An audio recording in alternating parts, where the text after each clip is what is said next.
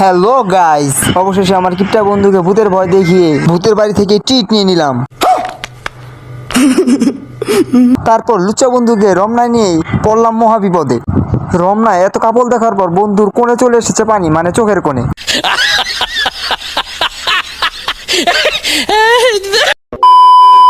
আসসালামু আলাইকুম গাইস। তো আজকে হচ্ছে ফ্রাইডে, সো আমরা বাসায় বসে বসে বোর হচ্ছিলাম। তো এমন সময় আমার ফ্রেন্ড কল দিল, ও নাকি ঢাকা আসছে। দেন আমাকে ও বললো যে কোথাও ঘুরতে যাইবো আমাকে। তো আমি বললাম যে তুই মিট কর আমার সাথে। তো ও বললো যে কোথায় মিট করবো। দেন আমি বললাম যে তুই গুলিস্তান আয়, কারণ আমাদের শনিয়ারপা থেকে গুলিস্তান কাছে। তো আমরা রওনা দিয়ে দিলাম, হানি ফ্লাইওভার দিয়ে চলে যাচ্ছি গুলিস্তান।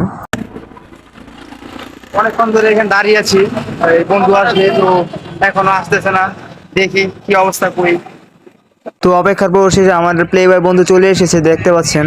দেন ওর সাথে মিট করলাম এখানে, অনেকদিন পর বন্ধুর সাথে দেখা। তো পুরান ঢাকার অলিগলি দিয়ে আমরা হেঁটে চলেছি আমাদের গন্তব্যে। আজকে আমরা যাচ্ছি লালবাগ কেল্লা।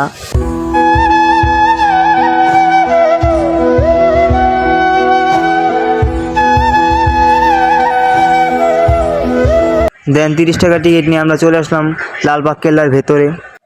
তো ভিতরে ঢুকতেই আমরা দেখতে পেলাম কেল্লার বিভিন্ন স্থাপনা।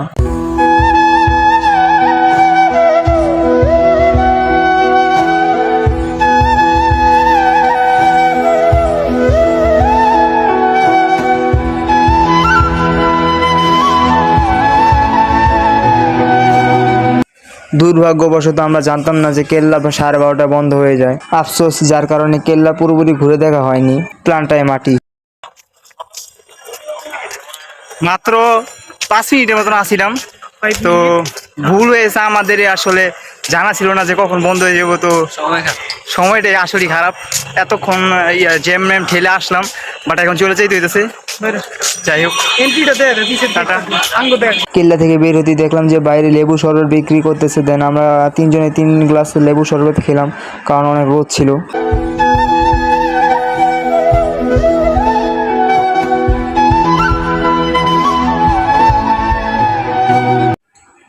তো কি আর করার, ব্যাড লাগ আমাদেরই।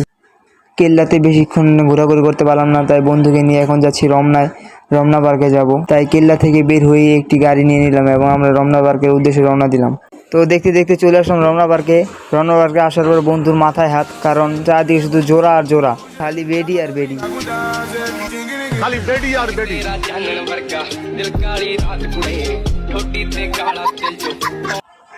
রমনায় এসে তো বন্ধুর মাথায় হাত, চারিদিকে শুধু কাপড় আর কাপড়। লে আমার বন্ধুর অবস্থা। সিঙ্গেল বন্ধুকে পার্কে নিয়ে এসে কি বললাম মহাবিপদে। দেখা হবে নতুন কোনো ভিডিওতে। বন্ধুকে এখন সামলাই। Bye bye.